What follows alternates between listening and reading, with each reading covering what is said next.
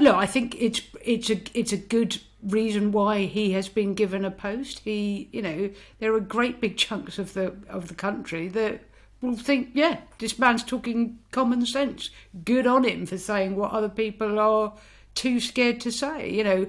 There's a battle looming for the red wall seats, and I don't want to make a lazy assumption about all the political views of the red wall seats, but outside of Westminster there is a vast diversity of opinion, and it doesn't look like, most of the time, it doesn't look like our kind of consensus views that we tend to have, the three of us sat here, or most of the people that you would know or bump along with in the Westminster bubble. It just doesn't. I am reminded of when I was a journalist, I went to do an interview with a backbench MP who was very much like Lee Anderson. He had views that I don't share.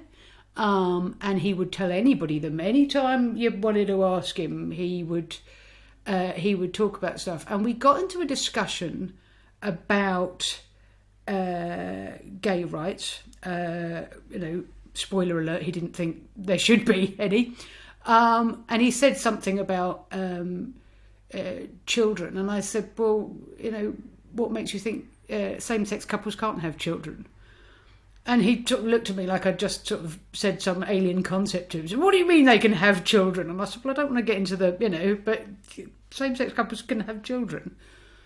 And we got into I was a journalist. I wasn't like my most professional interview, I'll grant you, but we got into kind of a stand-up row.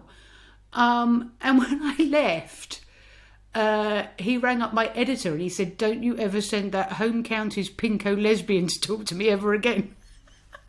And I was a bit upset by the Home Counties bit. I thought that was a bit harsh, but Lee Anderson is of that mould. He's never hid his views under a bushel, so you can only assume he was appointed to do and say exactly those sorts of things.